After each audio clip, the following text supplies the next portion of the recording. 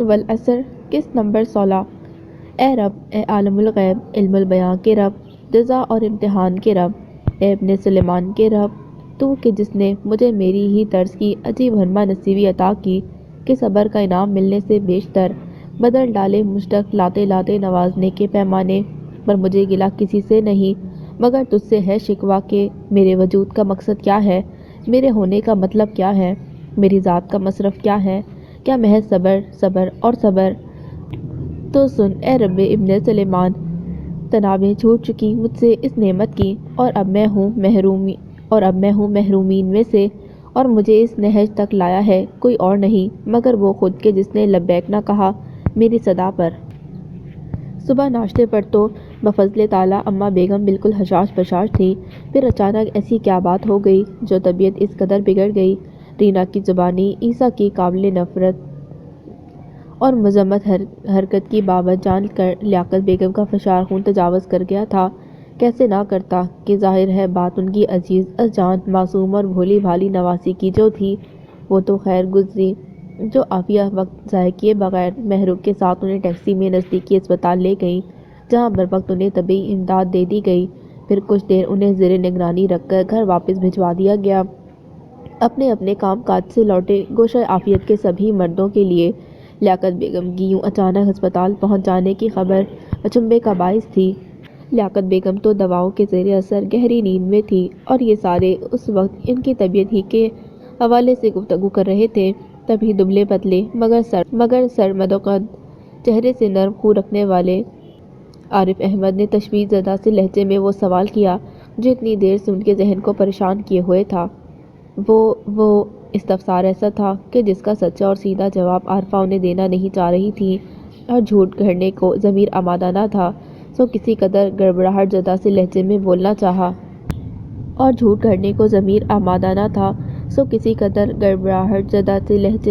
چاہا۔ کچھ بھی تو نہیں، شاید کھانے میں کچھ بے اعتدالی۔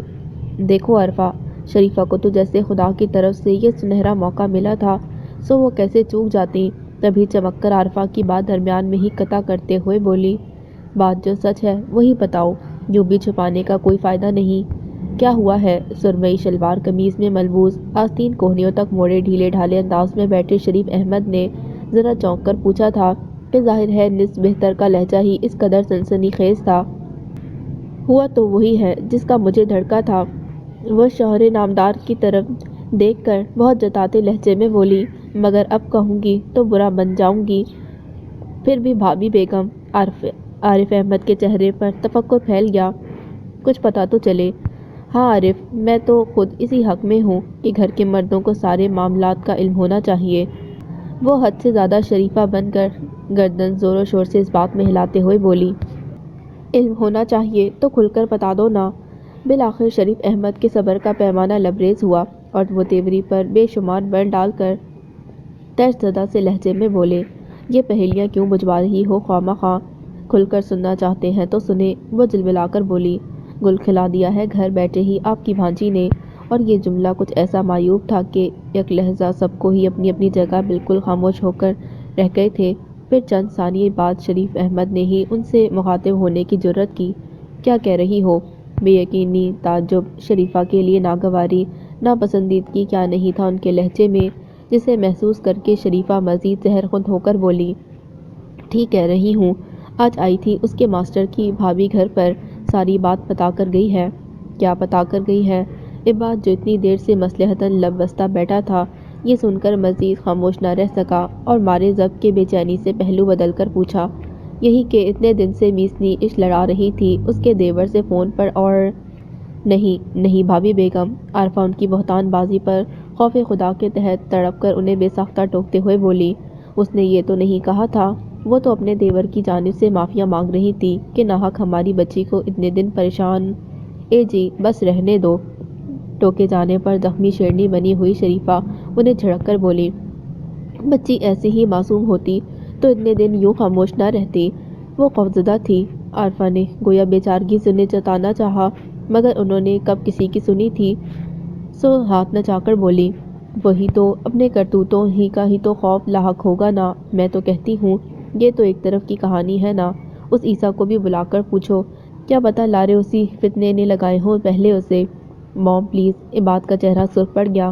معاملے کو غلط رنگ مت دیں، عباد ٹھیک کہہ رہا ہے، شریف احمد غصے سے بولے۔ اپنی زبان کو لگام دو۔ واہ واہ، شریفہ باپ کو بیٹے کا حمایتی دیکھ کر سر تاپا انگارہ بن گئی۔ اب بھی تم سب کو ہی میں غلط دکھائی دے رہی ہوں۔ خدایا، آنکھوں پر محبت کی پٹی بندی ہے، جب اترے گی تو ہاتھ میں کچھ بھی نہیں بچے گا، دیکھ لینا۔ وہ کسی غیر مقبول پر اپنے تئیں بہت ماہر علم نجوم کی طرح جل کر من پسند پیشن گوئیاں کرنے لگی۔ خدا نہ کرے بھابھی بیگم، عارفہ دہل کر بولی۔ ہاں خدا تو نہ کرے، پر وہ خدا کی بندی تو ضرور کچھ کر کے رہے گی۔ اب کی بار وہ جملہ حاضرین کے چہروں پر ایک نظر ڈال کر اپنا لہجہ تبدیل کر کے گویا ان سبھی کو سمجھانے کی غرض سے بولی۔ سارے میں اگر یہ بات پھیل گئی تو ہماری بچیوں کے لیے بھی بڑی مشکل کھڑی ہو جائے گی۔ ان کی یہ بات بہت حد تک معقول تھی، سو اس بار سبھی سوچ میں پڑ گئے۔ جانتے ہو ایک انسان کا اصل اثاثہ کیا ہے؟ متلاشی۔ وہ کسی اور شے کا تھا، پر نہ جانے کیوں اس کی الماری میں موجود رنگ اڑی کتھئی جلد والا وہ متفرق تصاویر کا آخری البم اس کے قدموں میں آ گرا۔ چند ثانیے خالی نظروں سے تکتے رہنے کے بعد اس نے غائب دماغی سے اٹھا کر درمیان سے کھول لیا۔ رات سید صاحب کی پرواز تھی حج کی۔ گھر میں ملنے آنے والے قرابت داروں کا تانتا بندھا ہوا تھا، پر اس وقت وہ فیروزہ کے کمرے میں پڑی سیٹھی پر عیسیٰ کے ساتھ ارادی طور پر تنہا بیٹھے ہوئے تھے، اور ان کے اس گمبھیر استفسار پر اس نے مؤدب انداز سے محض نفی میں سر ہلا دینے پر اکتفا کیا تھا۔ اس کے نیک اعمال وہ متانت سے لب کشا ہوئے۔ عمدہ اخلاق اور پاکیزہ عادات۔ جی، زندگی میں اتار چڑھاؤ آتے رہتے ہیں، پر کوشش کرنا کبھی ان پر سمجھوتا نہ کرنا۔ جی، میں پوری کوشش کروں گا، اس نے فرما برداری سے حامی بھری۔ وہ شفقت سے اس کا سر دائیں ہاتھ سے تھپتھپا کر مسکرا دیے، پر نہ جانے آنکھ کیوں نم ہو گئی تھی۔ بچے کب سے ہیں تمہارے؟ انہوں نے اگلا سوال کیا کہ وقت محدود تھا۔ کل پہلا ہے۔ خوب محنت سے جی لگا کر پڑھو، اچھی طرح پرچے دو، نمبر اچھے ہوئے تو ڈھاکہ میڈیکل میں تمہارا داخلہ ممکن ہو سکے گا۔ جی ابو، میں پڑھ رہا ہوں، اس نے بتایا۔ تبھی شانی چلی آئی۔ ابو، وہ سعید انکل ملاقات کے لیے آئے ہیں، اس نے بتایا۔ اچھا۔ سید صاحب نے ایک لمبی سی سانس لے کر خود کو بشاش کیا۔ بیٹی تم انہیں بٹھاؤ، میں آتا ہوں۔ ٹھیک ہے ابو، شانی کہہ کر واپس پلٹ گئی۔ تب چند ثانیے خاموشی کے بعد سید صاحب اپنی جگہ سے اٹھتے ہوئے بولے، چلو اب ہم اٹھتے ہیں، تم اپنا خیال رکھنا، اور سنو، زیادہ فکرات میں مت گھرے رہا کرو، ابھی ہم ہیں نا تمہارے تفکرات دور کرنے کو۔ اللہ جانے انہوں نے یہ نصیحت کس تناظر میں کی تھی، پر جو بھی تھا، عیسیٰ یہ سن کر ایک دم ہلکا ہو گیا تھا، گویا دل سے ڈھیروں بوجھ کسی نے اتار پھینکا ہو۔ تبھی دروازہ پار کرتے سید صاحب کو خلاف عادت بے ساختہ پکار بیٹھا، ابو۔ جی بیٹے۔ حالانکہ سید صاحب یوں عقب سے پکارنے کو خلاف تہذیب تصور کرتے تھے، مگر اس وقت نظر انداز کر گئے۔ آپ بھی اپنا خیال رکھیے گا۔ وہ اٹھ کر ان تک آیا، مگر اس نے بے ساختہ لپٹنے کی خواہش کو عملی جامہ نہ پہنا سکا۔ اللہ کے گھر جا رہے ہیں، انہوں نے بھرائی ہوئی آواز میں کہتے اس کا داہنا کندھا تھپکا۔ اب ہمارا خیال وہی رکھے گا۔ گزشتہ دنوں آپ کا ایک موٹیویشنل کلپ بہت وائرل ہوا، کیا کہنا چاہیں گی آپ اس بارے میں؟ ان دنوں مین اسٹریم میڈیا ہو یا سوشل میڈیا، انٹرویوز کے لیے بیزی کو ہر جگہ تواتر سے مدعو کیا جا رہا تھا کہ اس کی فلم بے پناہ کامیاب ہوئی تھی، اور یہ کوئی معمولی بات نہیں تھی۔ پھر اس کی اپنی ایک سوشل میڈیا فیملی تھی، جہاں وہ بے تحاشا مقبول تھی۔ اس شہرت کا بھی اسے خاصا فائدہ حاصل تھا، چنانچہ اس کا چہرہ آج کل ہر شو کی کامیابی کا 100% ضامن سمجھا جا رہا تھا۔ اس وقت بھی وہ ایک مشہور اور مقبول سوشل میڈیا شو چٹ چیٹ میں بطور مہمان مدعو تھی، اور فیشن زدہ مخملی سا میزبان اپنے چہرے سے بڑی اینک لگائے بن کر اس سے سوالات کر رہا تھا۔ ویل، ہلکی نیلی جینز اور پولکا ڈاٹس والی گلابی شرٹ میں ملبوس بیزی اپنے تراشیدہ بالوں میں نزاکت سے ہاتھ پھیرتے ہوئے مصنوعی معصومیت سے لبریز لہجے میں بولی، کیا کہنا چاہیے مجھے؟ اوہ، آپ کا سینس آف ہیومر۔ میزبان متاثر ہو کر واری صدقے جانے لگا۔ اوہ نو، اس نے جلدی سے ٹوکا، I mean seriously, I can't understand your question.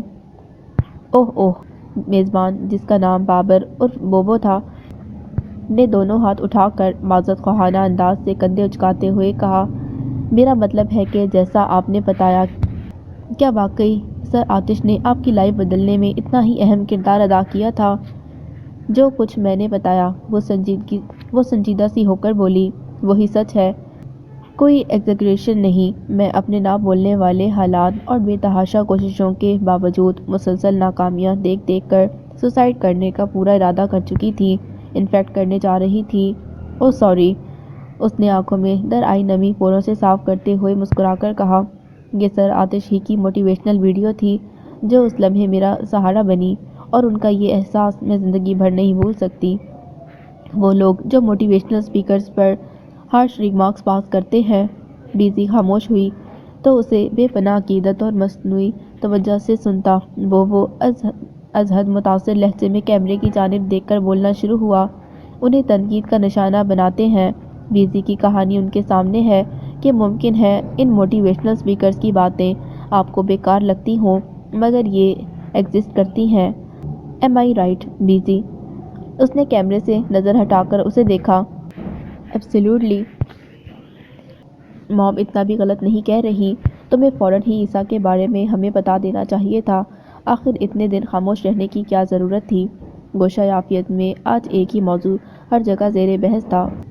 سو رات اپنے بستر پر بیٹھی دوپٹے کے کونے سے اینک کے عدسے رگڑتی واصلہ ورا سے مخاطب ہو کر بہت سنجیدگی سے بولی تھی۔ ضرورت تھی واصلہ؟ بستر کی پشت سے کمر ٹکائے ستے ہوئے چہرے والی ورا روحانسے سے لہجے میں وضاحت دیتے ہوئے بولی۔ کیا ضرورت تھی؟ واصلہ نے اینک صاف کر کے دوبارہ آنکھوں پر جماتے طنز آمیزی سے پوچھا۔ میں ڈر گئی تھی کہ گھر بھر میں خواہ ٹینشن پھیل جائے گی۔ وہ تو اب بھی ٹھیک ٹھاک پھیل گئی، واصلہ بولی۔ دادی بیگم کی حالت تمہارے سامنے ہے۔ انہی کا تو خیال تھا مجھے۔ وہ دفعتاً رو پڑی۔ حالانکہ اسے ان کا خیال کبھی بھی نہیں تھا، مگر فی الوقت دل میں ہوتی بے تحاشا دھک دھک کو آنسوؤں کی صورت باہر نکالنے کا راستہ بھی تو فراہم کرنا تھا۔ اچھا خاصا عباد بھائی اور مفتاح معاملہ رفع دفع کرائے تھے۔ سائڈ ٹیبل پر پانی کی بوتل اور گلاس رکھے رجا سلگتے ہوئے لہجے میں بولی۔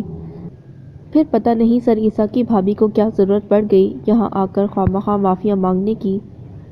واصلہ سامنے تپائی پر دھرا قریب المرگ قسم کا ٹی وی کھولتے ہوئے بولی۔ اب وہ بیچاری تو اپنی طرف سے اخلاقی فرض نبھانے آ گئی ہوں گی۔ انہیں کیا پتہ تھا کہ یہاں سب لا علم ہیں؟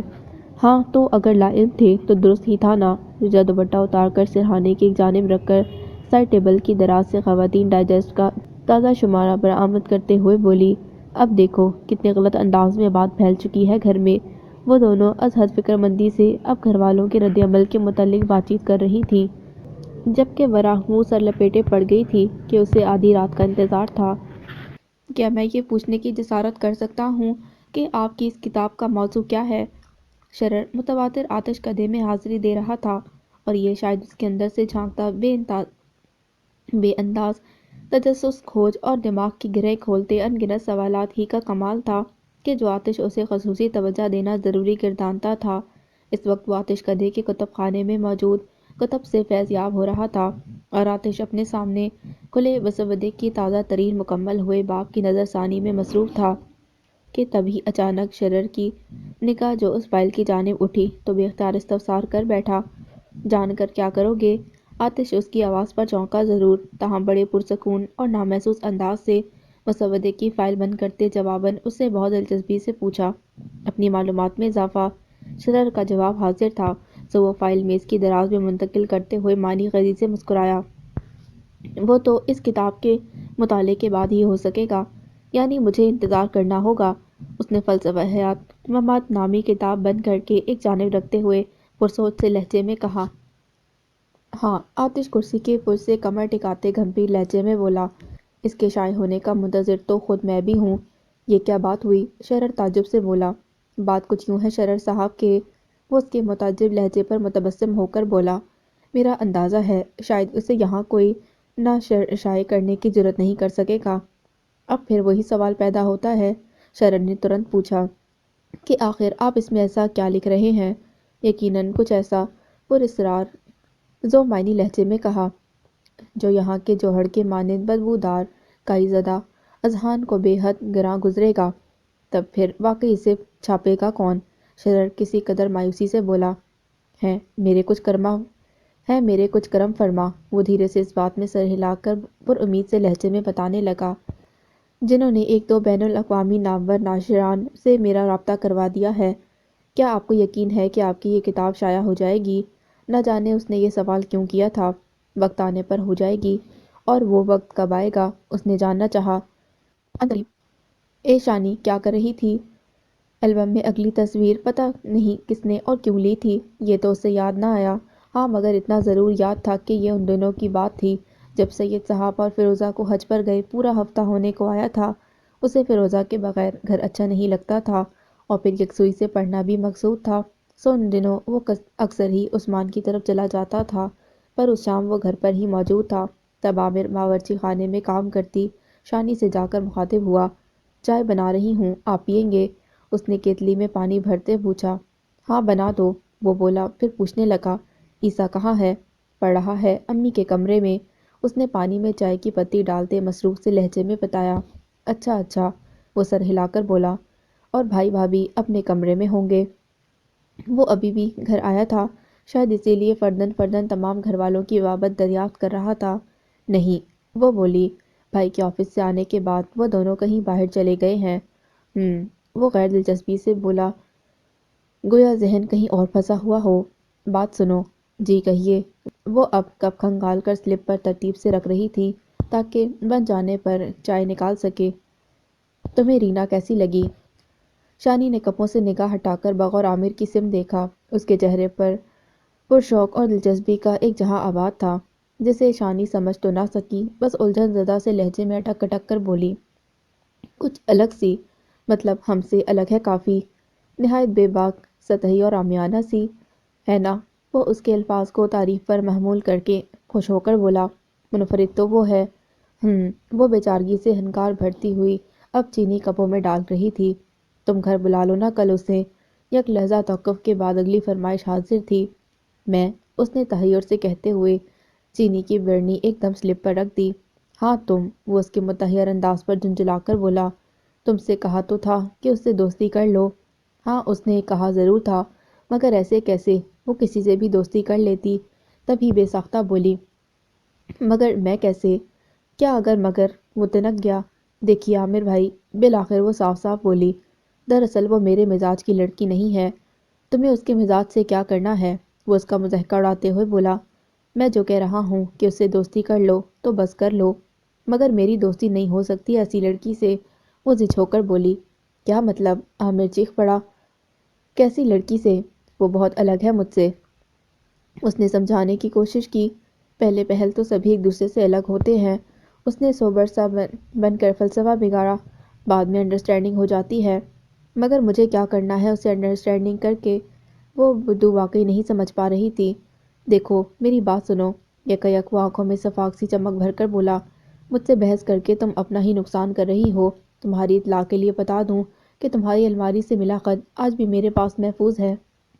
بیزی بیزی بیزی، او مائی گاش، یہ کیا کر دیا تم نے؟ فارچون پروڈکٹس کی جانب سے 5 اسٹار میں دی جانے والی فلم کی کامیابی کی پارٹی میں شعبے سے متعلقہ لوگوں کی ایک بہت بڑی تعداد ایک دوسرے سے نمایاں نظر آنے کے ربط میں عجیب و غریب پہناوے زیب تن کی موجود تھی۔ رنگوں کی برسات، مصنوعی کیکوں کی بہتات، موسیقی، رقص اور مشروبات، اس شام کو حسین تر بنانے والے سارے ہی لوازمات تو موجود تھے یہاں۔ کیمروں کی چکا چوند چاروں جانب پھیلی ہوئی تھی۔ بذریعہ سوشل میڈیا اکثر سیلیبریٹی اپنے پل پل سے اپنے پرستاروں کو باخبر رکھنے کی دوڑ میں بھاگتے بھاگتے ہلکان تھے، جبکہ سر تاپا لچک دار سنہری گاؤن میں لباس سے مشابہ بیزی کا مسرت سے تمتماتا چہرہ نگاہ محفل بنا ہوا تھا۔ آج ہر طرف جیسے ایک اسی کا نام سنائی دے رہا تھا۔ حالانکہ اس فلم کو کامیابی سے ہمکنار کرنے والے عوامل دیگر بھی تھے، مگر ناقدین کا کہنا تھا کہ اس کی پرفارمنس نے اس میں کلیدی کردار ادا کیا تھا۔ تبھی تو ملک کے معروف فلم پروڈکشن ہاؤسز اور چوٹی کی ہدایت اس کے آگے پیچھے پھر رہے تھے۔ اور یہ تحسین آمیز الفاظ کسی عام آدمی نے نہیں بلکہ صف اول کے ہدایت کار منظر بیگ نے ابھی ابھی خود بیزی سے کہے تھے۔ اور ایک وقت وہ بھی تھا کہ اس کے دور جدوجہد میں اسی منظر بیگ نے آڈیشن میں اسے بری طرح مسترد کر دیا تھا، اور یہ غیر اہم واقعہ شاید منظر بیگ کو یاد بھی نہ رہا ہو، مگر بیزی کو آج بھی پوری جزیات کے ساتھ یاد تھا तभी बड़े अंदाज से बोली, कहाँ सर, आप ही ने तो कहा था कि अगर तुम्हें कभी कोई एक्टिंग करने का मौका दे तो मेरा नाम बदल देना। ओह नो, मंजर बेग मजाही अंदाज से बोला, ये कब कह दिया मैंने? आप बड़े आदमी हैं, बीजी ने वज़ाहिर इनकिसारी मगर तन से कहा, आपको कहाँ याद होगा। आई एम सॉरी अगर मैंने कभी ऐसा कहा हो तो। वो सर को ज़रा सा खम करते हुए बोला, आप चाहें तो मेरा नाम बदल कर अपना हिसाब बराबर कर सकती हैं। मंजर बेग की इस बात पर एक ज़बरदस्त कहका पड़ा। हाँ तो बताओ बीजी, फसी खान लुत्फ लेने वाले लहजे में बोला, फिर क्या नाम दे रही हो बेग साहब को? मेरा ख्याल है मंजर बेग से बदल कर लाल बेग रख दो। ये मजाक शाह साहब ने किया था, जिस पर पहले से कहीं ज़्यादा ज़ोरों शोर से कहके लगाए गए कि शाह साहब कोई मामूली आदमी नहीं बल्कि बहुत बड़े फाइनेंसर थे। क्यों, मेरा कैरियर शुरू होने से पहले ही ख़त्म करवा देना चाहते हैं आप सर? बीजी शाह साहब से मुखातिब होकर बोली, मेरा दिमाग ख़राब है जो इन जैसे बड़े आदमी से पंगा लूं। पंगा ना सही, मंजर बेग मुस्कुराकर बोला, एक स्क्रिप्ट लिखा है मैंने, तो मुझसे वो ले लो। क्या आप मुझे अपनी कोई फिल्म ऑफर करना चाहते हैं? बीजी बहुत भरपूर अंदाज से मुस्कुराकर बोली, कोई नहीं, अपनी सबसे ख़ास फिल्म। मंजर बेग जज्बातियत से बोला, जिसे बनाने में मैंने बरसों इंतज़ार किया है और जिसका मरकज़ी किरदार मुझे यकीन है कि तुमसे बेहतर और कोई अदा नहीं कर सकता। और मंजर बेग की ऑफर नहीं, अगले दिन शोबिज़ इंडस्ट्री से वाबस्ता ज़बरदस्त ब्रेकिंग न्यूज़ थी। साथिया हानिया, कच्चे धागे सच्चे प्यार के ना तोड़ना, तेरे बिन नहीं लगता दिल मेरा डोलना, रश्क के चमन, मैं अभी तुम्हारे ही तसव्वुर में खोया हुआ था कि तुम्हारा फ़ोन आ गया। जानती हो तुम सरापा जाम हो, अंग अंग में सरूर मस्ती है तुम्हारे। वो सारे शहर में बेमकसद गाड़ी दौड़ाकर कुछ ही देर कबल घर लौटा था। खाने से ज़्यादा उसे पीने की तलब थी और इस वक्त वो टेरेस पर रखी छोटी सी लकड़ी की मेज़ पर धरे बेशकीमत विलायती मशरूब से अपनी प्यास बुझाने में मशगूल था कि तभी वरा की कॉल उसे मौसूल हुई। आज तो इसके हिसाब से यौम जश्न था कि अपनी राह में हायल कांटा उन्होंने बड़ी महारत से निकाल फेंका था। तो उसने इसी तनाज़ुर में वरा से गुफ्तगू का आगाज़ करते मखमूर लहजे में कहा, सोहराब प्लीज़ कभी तो सीरियस हो जाया करो। वो उसके बहके बहके से लबो लहजे में ज़ाहिर उसके बहके बहके से लबो लहजे ने ज़ाहिर है कि वरा के पूरे वजूद को सनसना दिया था। ताहम इस वक्त उसे अपने घर में जिस सूरत हाल का सामना था वो ज़्यादा देर उसके कैफ मस्ती भरे जुमलों से लुत्फ़ अंदोज़ ना हो पाई और बेख्तियार उसे टोक बैठी। मैं बहुत सीरियस हूँ, वो हंसकर बोला, इतना कि तुम्हारे लिए किसी की भी जान ले सकता हूँ। उसने जान देने की बात नहीं की थी, पर शायद वरा के नज़दीक ये कोई अहम नुक्ता ना था, सो दिल ही दिल में उतरते हुए इंतहाई तिफलाना अंदाज से बोली, हाँ तो फिर जाओ इस वक्त अपनी खाला की जान ले लो। खाला की जान ले लूँ? उसने ताज्जुब से दोहराया, कौन सी खाला? वही ना जो सरीसा की भाभी हैं। क्यों? वो भरपूर अंदाज से चौंका, उन्होंने क्या बिगाड़ दिया तुम्हारा? आखिर उन्हें क्या ज़रूरत थी हमारे घर आकर सरीसा की जानिब से माफ़िया मांगने की? वो खफकी भरे लहजे में बोली। और सोहराब जो ईसा का किस्सा अपनी दानिश में वरा के हाथों दफन करवा चुका था, एक बार फिर उसके मुंह से उसी नापसंदीदा हस्ती का जिक्र सुनकर कड़वे से लहजे में बोला, क्या कह रही हो? ठीक ही तो कह रही हूँ, वो तेज़ होकर बोली। अच्छा खासा इबाद भाई और मफ्ता जाकर उनकी तबीयत साफ कराए थे। घर में किसी को कुछ भी पता नहीं था। अब तुम्हारी खाला ने आकर हमारा बना बनाया काम बिगाड़ दिया। पर हुआ क्या? वो बेजारी से बोला। इतनी टेंशन फैल गई यहाँ, वो बोली, नानी बेगम की तबीयत बिगड़ गई। जिंदा तो है ना? वो कोफज़दा से लहजे में बोला। तुम समझ नहीं रहे शायद। वरा को अंदाज़ा हुआ, वो लेडी शरीफा जो है ना, वो इस बात को बहाना बनाकर मुझ पर तरह तरह की पाबंदियाँ लगवा सकती है। ओह, गिलास मेज़ पर लुढ़का कर वो इस तरह सीधा हो बैठा, गोया ज़ुबान कभी जाम के जायके से आशना हुई ही ना हो। हाँ ना, वो बोली, इसीलिए तो गुस्सा आ रहा है मुझे तुम्हारी खाला पर गुस्सा तो अब उसे भी आ रहा था। वाकई क्या ज़रूरत पड़ गई थी उन्हें आखिर वरा के घर जाने की। अच्छा तुम फिक्र मत करो। चंसानिया सोच विचार करने के बाद वो शातराना लहजे में बोला, अगर ऐसा कुछ भी हुआ तो तब की तब देखी जाएगी। बस इतना यकीन दिला दो कि तुम मेरा साथ दोगी ना। ये भी कोई पूछने की बात है? वो उसके दम दिलासों पर मुतमईन सी होकर कदर शर्माकर बोली, मैं हमेशा तुम्हारे साथ हूँ। भाभी, ये रीना है मेरी दोस्त। वो इस आखिरी एल्बम की अगली तस्वीर में खो रहा था, जहाँ उसके घर के ड्राइंग रूम के दबीज नीले सोफे पर नारंगी चमकीले जोड़े में मलबूस रीना बड़े अंदाज से विराजमान थी और उसके बराबर में गैर आरामदेह अंदाज से बैठी शानी अभी अभी वारिद होने वाली फराह से गोया بات لینا خواستہ اسے متعارف کروا رہی تھی۔ تمہاری کون سی دوست ہے یہ بھئی؟ ہلکے گلابی رنگ کے سادہ سے شلوار قمیص میں ملبوس بڑے سے دوپٹے میں اپنے پھیلے وجود کو باوقار انداز سے ڈھانپے فرح نے بڑی گہری نگاہوں سے شانی سے یکسر مختلف دکھائی دینے والی شانی کی اس نئی سہیلی کو دیکھا تھا۔ انہیں ہم نے پہلے کبھی نہیں دیکھا۔ شانی کہ جس نے پہلے ہی بحالت مجبوری اسے مدعو کیا تھا، وہ فرح کی اس بات پر کچھ خفیف سی ہو گئی۔ مگر رینا، وہ بڑے اعتماد سے مسکرا کر بولی، پہلے نہیں دیکھا پر آج تو دیکھ لیا نا۔ ہاں یہ بھی درست ہے، فرح نے فوراً متفق ہوتے ہوئے کہا۔ چلو پھر تم دونوں دوستیں بیٹھو، میں چائے کا انتظام کرتی ہوں۔ نہیں نہیں بھابھی، شانی بوکھلا کر ایک دم ہی کھڑی ہو گئی اس کے ساتھ تنہا تنہا بیٹھنے کے تصور سے۔ آپ بیٹھیے، چائے میں لے کر آتی ہوں، اس نے کہا اور بنا فرح کا جواب جانے صورت سے ڈرائنگ روم عبور کر گئی۔ تب فرح نے بے تکلفی سے مسکرا کر اسے دیکھتے ہوئے سوال کیا، جی تو رینا کیا کرتی ہیں آپ؟ پڑھتی ہیں؟ پڑھ چکی؟ اوہ، جو سامنے لگی بیش قیمت پینٹنگ کو بغور دیکھ رہی تھی جھٹکے سے بولی، ماشاءاللہ۔ فرح نے عجیب نگاہوں سے اسے دیکھتے ہوئے کہا، کیا پڑھا ہے؟ ماسٹرز۔ مسکرا کر صریحاً اس نے جھوٹ بولا تھا۔ گڈ، فرح بولی۔ رہائش یہیں قریب ہی ہے آپ کی؟ ہاں، زیادہ دور نہیں ہے ہمارا گھر، اس نے تفاخر سے گردن اکڑا کر یوں بتایا گویا جتانا چاہتی ہو کہ ہم بھی اس مہنگے علاقے میں رہتے ہیں۔ اچھا اچھا، فرح کچھ سوچتے ہوئے بولی، ہماری شانی سے دوستی کیسے ہو گئی آپ کی؟ وہ ایکچولی میرا بھائی ٹونی، اس نے سنبھل کر بناوٹی سے لہجے میں کہنا شروع کیا، اور عیسیٰ ایک ہی اسکول میں پڑھتے ہیں تو نغمی کی شادی میں دوستی ہوئی تھی ہماری۔ اوہ، فرح نے دھیرے سے اس بات میں سر ہلا کر اگلا سوال پوچھا، فادر کیا کرتے ہیں آپ کے؟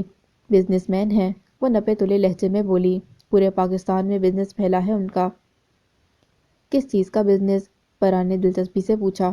ڈرائی فروٹس کا، اس نے خوش لہجے میں بتایا کہ ان کے سوال جواب بھگتانے تو یہاں نہیں آئی تھی نا۔ ماشاءاللہ، فرح نے متانت سے کہا۔ تبھی رینا بظاہر نرم مگر اکڑے ہوئے لہجے میں بولی، امی کے بارے میں نہیں پوچھا آپ نے؟ جی، فرح نے تعجب سے پوچھا۔ وہ آپ میرا انٹرویو لے رہی تھیں تو میں نے سوچا کہ آپ کو یاد دلا دوں کہ ابھی تک آپ نے امی کے بارے میں نہیں پوچھا۔ یہ چائے۔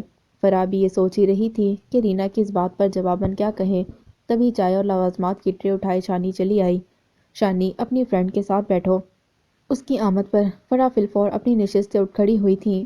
میں ذرا ارسل کو دیکھ لوں، کہیں جاگ نہ گیا ہو، وہ کہہ کر بنا رینا کی جانب دیکھے ڈرائنگ روم عبور کر گئی تھی۔ رینا کو خاصی سبکی محسوس ہوئی، تبھی کھردرے لہجے میں بے ساختہ بولی، عجیب ہیں تمہاری بھابھی۔ عجیب؟ شانی کو بے حد معیوب محسوس ہوا تھا۔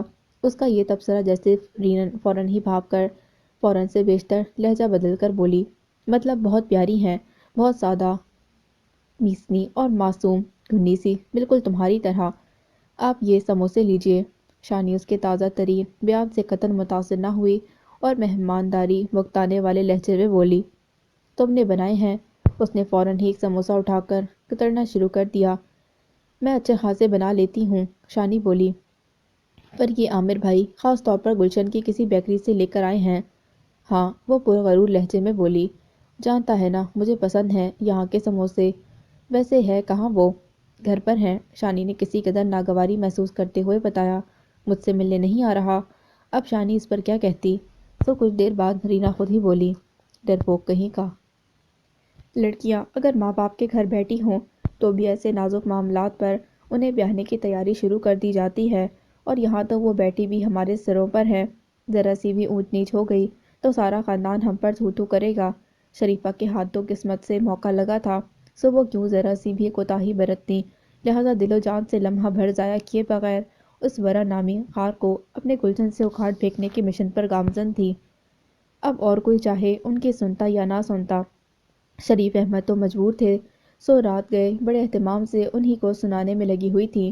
اور پھر سچ تو یہ تھا کہ ان کے دلائل، اندیشے یا خدشات ایسے بھی بے نیاز نہ تھے، سو شریف احمد انہیں ٹوکے بنا بھلے بیزاری سے ہی سامنے ٹی وی پر لگی خبروں کا گلا دبا کر سننے لگے، اور ان کے اس عمل کو غیبی اشارہ سمجھ کر وہ بھی مزید زور و شور اور جذبے سے اپنی کہے گئی، نہ صرف کہے گئی بلکہ زندگی میں پہلی بار شریف احمد سے اپنے موقف کی تائید بھی طلب کی۔ آپ ہی بتائیے، کیا میں غلط کر رہی ہوں؟ ہاں ہاں، غلط نہیں کہہ رہی، اور زندگی میں شاید بلکہ بلا شبہ پہلی بار شریف احمد بھی ان کی تائید کرتے کچھ سنجیدہ کچھ سنجیدگی آمیز تفکر سے بولے، پر اماں بیگم کو اس بات پر راضی کرے گا کون؟ کیا تم نہیں جانتی کہ… میں سب جانتی ہوں۔ آدھا مارکا تو انہوں نے سر کر ہی لیا تھا، تبھی شادی عمر کسی کیفیت میں ضرورت سے زیادہ پراعتماد کا مظاہرہ کرتے ہوئے بولی، اور اب آپ بھی یہ بات اچھی طرح جان لے کہ اماں بیگم کو اس بات پر راضی آپ ہی نے کرنا ہے۔ جوان بچی ہے آپ کی، اگر بڑا کی یہ بدنامی اس کے راستے میں حائل ہو گئی تب آپ کیا کریں گے؟ یہی بات آپ بھی سوچیں اور اس عارف کو بھی سمجھانے کی کوشش کریں، آخر تو اس نے بھی اپنی بیٹی بیاہنی تو ہے نا۔ وہ اپنے خیالات کے توپ خانے میں موجود سارے گولے شریف احمد کے دماغ میں داغنے کے بعد بستر پر پڑا چائنا سلک کا گلابی پھولدار شب خوابی کا لباس اٹھا کر مطمئن غسل خانے کی سمت بڑھ گئی، جبکہ شریف احمد غائب دماغی سے بے آواز اسکرین پر چلتی کاروباری خبروں پر نظریں جمائے گمسم سے بیٹھے تھے۔ اب عامر بھائی اس رینا کو شانی باجی کی دوست بنا کر اکثر بلانے لگے ہیں اور واپسی میں خود چھوڑنے جاتے ہیں۔ اس کا جی چاہا کہ البم اور نہ پلٹے، بس یہیں بند کر دے، مگر یہ اس کے اختیار میں کب تھا؟ سو اس کے ہاتھ خود بخود اگلی تصویر کی جانب بڑھ گئے، جہاں وہ عثمان کے کمرے میں بیٹھا اس سے مخاطب تھا۔ عثمان نے اپنے فزکس کے نوٹ سے سر اٹھا کر اسے دیکھا۔ تمہارے بھیا اور بھابھی نے اس بات پر کوئی اعتراض نہیں کیا؟ کس بات پر؟ رینا کے گھر آنے پر؟ نہیں، عامر بھائی کے اسے چھوڑنے جانے پر۔ شاید انہیں معلوم ہی نہیں، اس نے بتایا۔ دراصل وہ یہ کام بہت رازداری سے کرتے ہیں، تب باہر ہی کہیں مل لیا کرے، عثمان نے کہا۔ گھر بلانے کی ضرورت ہی کیا ہے؟ ہاں یہ بات تو ہے، وہ اتفاق کرتے ہوئے بولا۔ پتہ نہیں گھر کیوں بلاتے ہیں؟ ہاں واقعی، اسے کیا پتہ تھا کہ رینا کی فرمائش تھی کہ اس جیسی با کردار اور باحیا خاندانی لڑکی کی نامحرم سے باہر کہیں بھی ملاقاتوں پر راضی نہیں تھی۔ خیر چھوڑو، عثمان بے پرواہی سے بولا۔ تمہارے سر سے تو بلا ٹلی، تم اب صرف اپنے پیپرز پر دھیان دو۔ ٹھیک کہتے ہو، اس نے سر ہلا کر اپنی کتاب کھول لی۔ ماں صدقے، میرا شہزادہ آج آنٹی کے گھر کا راستہ کیسے بھول گیا؟ سیاہ کھڑکھڑاتے کرتے شلوار میں ملبوس گہری کتھئی پشاوری چپل پہنے، گھنے چمکیلے بالوں کو قطعی اخروٹی ٹوپی سے ڈھانپے، سہراب پر واقعی کسی دور دیس کے شہزادے ہی کا گمان ہوتا تھا پہلی نظر میں، جبکہ دوسری نظر وہ پڑھنے میں ہمیشہ ہی دیر ہو جاتی۔ بہرحال وہ گزشتہ شب بھر یہ جاننے کو بے چین رہا کہ آخر رینا ورا کے ہاں گئی کیوں تھی۔ اگر صبح صادق اس کی آنکھ نہ لگ جاتی تو شاید وہ اسی وقت یہاں چلا آتا، مگر اب شام ڈھلنے کے قریب رینا کی طرف آنا ہو سکا تھا، سو یوں وہ اب رینا کے گھر کے ڈرائنگ روم میں بڑے طمطراق سے ٹانگ پر ٹانگ رکھے بیٹھا تھا، اور ملکجی سی گلابی ٹی شرٹ اور نارنجی ٹراؤزر میں اجڑے پچھڑے حلیے والی رینا اس پر واری صدقے جاتی نہ تھک رہی تھی۔ کیا یار آنٹی، وہ بد تہذیبی کی حدود میں داخل ہوتے ہی بے تکلفی سے بولا، جانتی ہو نا کہ میں آسانی سے شرمندہ نہیں ہوتا، پھر کیوں کرتی ہو یہ راستہ بھولنے والی باتیں؟ تجھے دیکھ کر خواہ مخواہ چھیڑنے کو جی کرتا ہے۔ وہ اس کے ہاتھ پر چٹکی لے کر مزے سے بولی۔ اچھا یہ بتا، سائیکا باجی سے بات ہوئی؟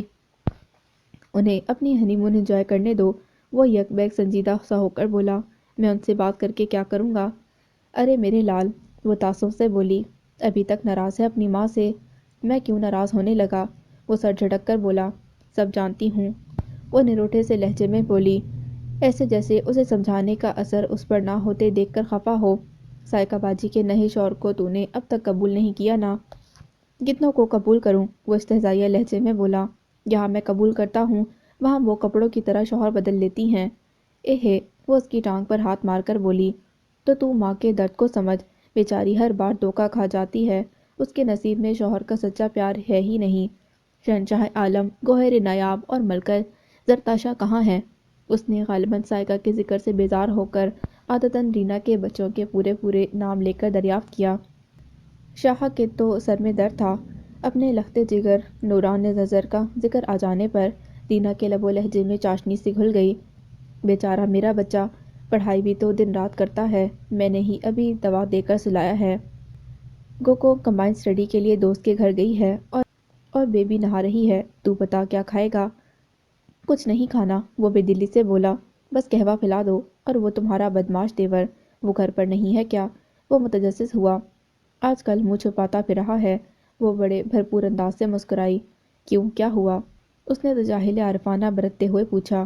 اپنی اسٹوڈنٹ پر ڈورے ڈال رہا تھا، پکڑا گیا تو سارا الزام تجھ پر لگانے لگا، وہ آنکھیں گھما کر چغل خور انداز سے بولی۔ مجھ پر؟ وہ محتاط سا ہو کر بیٹھ گیا۔ وہ کیسے؟ شاید تیرے کسی دوست کی کزن ہے وہ لڑکی، وہ تفصیل بتانے لگی۔ کہہ رہا تھا کہ تو نے اسے فون دے رکھا ہے۔ میں نے سن لیا۔ ان لڑکوں کے سامنے آ کر ایسا لتاڑا کہ دم دبا کر بھاگ گیا۔ اس نے بات کے آخر میں چٹخارے دار ٹھٹا لگایا۔ اچھا کیا، وہ سن کر بے حد محظوظ ہوا۔ اور کیا، وہ مزید شوق ہو کر اپنی کارگزاری بیان کرنے لگی۔ میں نے اس پر بس تھوڑی کیا، اس لڑکی کے گھر تک گئی تھی میں اسے ذلیل کرنے۔ ہاں نہیں تو میرے خاندان کے پیچھے ہی پڑا رہتا ہے، میں کیا اسے یوں ہی چھوڑ دوں؟ بہت اچھا کیا، سہراب نے سر ہلا کر ستائشی انداز اپنایا۔ اسے کچھ نہیں کہا اور اسے کہتا بھی کیا کہ اب آگے جو کہنا بلکہ کرنا تھا وہ ورا نہیں کرنا تھا۔ اچھا بتا نا، نمکین گوشت بنایا ہے وہ لے آؤں؟ کہتے ہیں کہ قسمت بھی انہی پر مہربان ہوتی ہے جو کوشش کرتے ہیں۔ آج آتش نے بیزی کو اپنے ہاں عشائیے پر مدعو کر رکھا تھا۔ کھانے میں بھی کچھ دیر تھی تبھی شرر بھی چلا آیا تو آتش نے کچھ سوچ کر اسے بھی کھانے پر روک لیا۔ یوں اب وہ تینوں کھانے کی میز پر بیٹھے کھانے کے منتظر تھے۔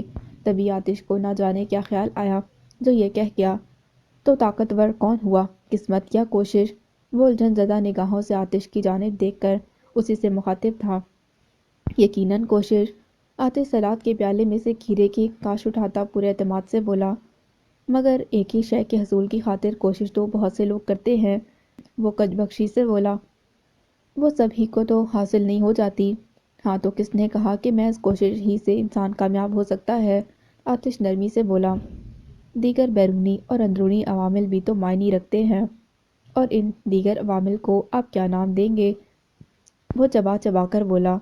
تمہارے حساب سے کیا نام دینا چاہیے؟ خاقان کی ابھی ابھی لا کر رکھی چاولوں کی کاپ سے اٹھتے دھوئیں کو دیکھتے ہوئے آتش نے شرر کو کوئی جواب دینے کے بجائے الٹا سوال کیا، جس پر وہ ترنت بولا، قسمت؟ تو تم یہ مانتے ہو کہ اگر کوئی شخص غریب پیدا ہوا ہو اور غریب ہی مر جائے تو یہ اس کی قسمت ہے؟ یک بیک آتش غیر معمولی سنجیدگی سے بولا۔ جو سر توڑ کوشش کے باوجود بھی غریب کا غریب ہی رہے تو پھر یہ یقیناً اس کی قسمت ہے۔ میں نہیں مانتا، آتش تیز ہو کر بولا۔ یقیناً اس نے کوشش کرنے میں ہی کوئی کسر چھوڑی ہوگی یا پھر اپنی صلاحیتوں کا درست استعمال نہیں کیا ہوگا، زمینی حقائق کو دیکھے بغیر عمل کیا ہوگا، وگرنہ کوشش میں بڑی طاقت ہے، رائے گاہ جا ہی نہیں سکتی، کبھی کبھی چلی بھی جاتی ہے سر۔ شرر پھیکے سے انداز میں مسکرا کر بولا، ساری کوشش ہر عمل سباکارت ہو جاتے ہیں، اور یہ سب اگر قسمت میں نہیں لکھا تو پھر ہوتا کیوں ہے؟ اور شرر کے سوال کا جواب فی الوقت آتش کے پاس نہیں تھا یا پھر اسے دینے سے گریزا تھا، اس کا اندازہ لگانا دشوار تھا۔ ہاں مگر یہ ضرور تھا کہ ذرا سی جھنجھلاہٹ اس کے چہرے پر نمودار ہو کر فوراً ہی غائب ہو گئی تھی۔ تبھی بیزی جو اتنی دیر سے خاموش بیٹھی اپنے انسٹا پر IDM دیکھ رہی تھی، مگر ظاہر ہے کہ سماعت یہی تھی، سو فون ایک جانب رکھتے ہوئے شرر کی جانب دیکھ کر گمبھیرتا سے بولی، شاید اسی لیے کہ ہم پہلے سے زیادہ محنت کریں اور پھل تب بھی نہ ملے تو آتش جیسا رہنما مل جائے تو محنت کا پھل بھی مل ہی جاتا ہے۔ بیزی بہت مزے سے بولی۔ پھر آتش نے اسے ٹوک دیا، میں تمہارے ان الفاظ کی قدر کرتا ہوں، وہ بولا، مگر یہ بات بھی اپنی جگہ درست ہے کہ دو الگ الگ مقامات پر کھڑے لوگ کامیابی کی منزل کو علیحدہ علیحدہ زاویے سے دیکھتے ہیں۔ جو ابھی تم کہہ رہی ہو، ممکن ہے کہ شرر کو یہ نکتہ بھی آسانی سے سمجھ میں نہ آ سکے۔ در در کی خاک چھان کر آیا ہوں سر آتش، وہ گہرے لہجے میں بولا، کامیابی کے یہ کتابی فلسفے آسانی سے میری سمجھ میں بھی نہیں آ سکیں گے۔ کھانے کا کمرہ چونکہ باورچی خانے کے نزدیک ہی تھا، سو ان کی آوازیں بآسانی اندر سنائی دے رہی تھیں۔ دیگر تو میکان کے انداز میں اپنے اپنے کام سر انجام دینے میں مصروف تھے۔ ہاں مگر خولا، وہ نہ جانے کیوں سر تاپا اضطرار بنی ہوئی تھی، دھیان بھی کہیں اور تھا۔ تبھی تو دو بار خاقان کے ٹوکنے کے باوجود ایک بار پھر سالن کا پیالہ اٹھا کر بے قراری سے کھانے کے کمرے کی سمت بڑھنے لگی تھی۔ اے رکو! اس بار خاقان بے طرح چڑھ کر ایک ہی جست میں اس کے نزدیک آ کر اسے بے طرح جھڑکتے ہوئے بولا، ایک بار کی بات تمہاری سمجھ میں نہیں آتی، تمہارا کام صرف کھانا پکانا ہے، اسے اندر لے کر میں جاؤں گا، میں اگر پکا سکتی ہوں تو لے کر بھی جا سکتی ہوں۔ پتہ نہیں اس میں اتنی جرأت کیسے آ گئی جو وہ یہ بات خاقان سے کر گئی۔ نہیں لے جا سکتی تم، خاقان درستی سے بولا، کیونکہ آتش کدے میں صرف سر آتش ہی کا حکم چلتا ہے، اور تمہارے بارے میں ان کا یہ حکم کہ تم آتش کدے میں آئے کسی مہمان کے سامنے نہیں آ سکتی۔ تمہارا کام ختم، اب تم اپنے کمرے میں جا سکتی ہو۔ اس کا انداز بے لچک تھا، سو ناچار خولا مرے مرے قدم اٹھاتی اپنے کمرے کی سمت بڑھ گئی۔ ہاں مگر ایک بار اس نے مڑ کر بڑی حسرت آمیز بے چارگی سے اس در کی جانب ضرور دیکھا تھا جہاں سے وہ ایک آواز ہوا کے دوش پر اس کی سمت آ رہی تھی، وہ مانوس سی اجنبی آواز۔ مت کر اتنا غرور صورت پر اے حسیں، ہم تو تیری صورت پر نہیں تیری سادگی پر مرتے ہیں۔ سیاہ شیفون کے کامدانی لباس میں اپنے تئیں حور پری بنی، چہرے پر میک اپ کی دبیز تہ تھوپے، کانوں میں موتیوں کے بڑے بڑے بالے ڈالے رینا کھل کر دعوت نظارہ دے رہی تھی، اور پھر بھی اس کی سادگی پر وہ مرا جا رہا تھا۔ البم کی اگلی تصویر، اگلا منظر، کہانی کا اگلا موڑ، وہ موڑ جہاں سے آگے ان سبھی کی زندگی اکثر بدل گئی تھی۔ سید صاحب اور فیروزہ کے لوٹنے میں ابھی دن تھے، جبکہ فرح کا ہاں انہی دنوں کسی بھی وقت ولادت متوقع تھی۔ سو وہ 2-4 روز پہلے ہی اپنے میکے رہنے جا چکی تھی، یعنی میدان صاف تھا۔ سو ایسے میں موقع پرست عامر کیسے چونک جاتا؟ سو اس نے ایک منصوبہ بنایا اور اس کے تحت شانی اور طاہر کو زور زبردستی خالہ کے ہاں روانہ کر دیا، اور عیسیٰ تو خیر دن بھر پڑھائی کی غرض سے عثمان ہی کے ہاں ہوا کرتا تھا ان دنوں۔ یوں بڑی بھرپور تیاری سے وارد ہوئی تھی اس دن رینا، پس منظر میں گونجتا نغمہ، گلاب اور موتیے کی مدہوش کر دینے والی مسحور کن خوشبو، اور دنیا کی پرواہ نہ کرنے والے دو پریم دیوانے۔ واقعی مرتے ہو؟ رینا نے تمسخرانہ اس سے کہا۔ تمہیں اب بھی یقین نہیں؟ وہ دکھی سا ہو کر بولا۔ یقین آئے بھی کیسے؟ وہ پراسراریت سے مسکرائی۔ تم نے کبھی دلایا ہی نہیں۔ کہو تمہارا یقین پانے کے لیے مجھے کیا کرنا ہوگا؟ وہ ہمتاً تیار تھا۔ کچھ خاص نہیں، وہ کندھے اچکا کر عام سے لہجے میں بولی، بس اپنا یہ گھر میرے نام کروا دو۔ فرمائش، مطالبہ یا یہ جو کچھ بھی تھا، اس قدر عجیب تھا کہ چند ثانیے عامر لبستہ ہی رہ گیا، تب وہ اس کا مذاق اڑانے والے لہجے میں بولی، کیوں ہو گئی سٹی گم؟ نہیں یہ بات نہیں، وہ بولا، بہت دیکھے ہیں تم جیسے بڑے بڑے دعوے کرنے والے۔ وہ استہزائیہ لہجے میں بولی، میں محض دعوے نہیں کرتا رینا، وہ اس بار سنجیدگی سے بولا، جو کرنا ہے وقت آنے پر کر گزرتا ہوں، بس رہنے ہی دو۔ اس نے یقین نہ کرنے والے لہجے میں ناک چڑھائی۔ خفا کیوں ہوتی ہو؟ اس نے دل روانہ انداز سے کہا، چلو تمہیں اپنے ہاتھ کی بنی چائے پلاتا ہوں۔ نہیں، وہ اپنی جگہ سے اٹھتے ہوئے بولی، ہمارے ہاں مردوں سے کام کروانے کا رواج نہیں، چائے میں بناتی ہوں، تم بس ساتھ کھڑے رہو۔ ڈیک اب اگلا ہیجان خیز نغمہ فضا میں منتشر کر رہا تھا۔ رینا کچن میں کوکنگ رینج کے نزدیک کھڑی چائے بنا رہی تھی، اور شوریدہ سر جذبات میں مغلوب عامر اسے باہوں میں بھرنے کے لیے بے چین ہوا جا رہا تھا کہ تبھی دفتن رینا کے دوپٹے نے نہ جانے کیسے آگ پکڑ لی، اور کہ یہ کیا ہو رہا ہے یہاں؟ باورچی خانے کا منظر دیکھ کر اچانک کسی کام سے گھر آنے والے شاکر اور فرح حیرت، تعجب، شرمساری اور نہ جانے کس کس جذبے سے گزر کر اپنی اپنی جگہ منجمد رہ گئے تھے۔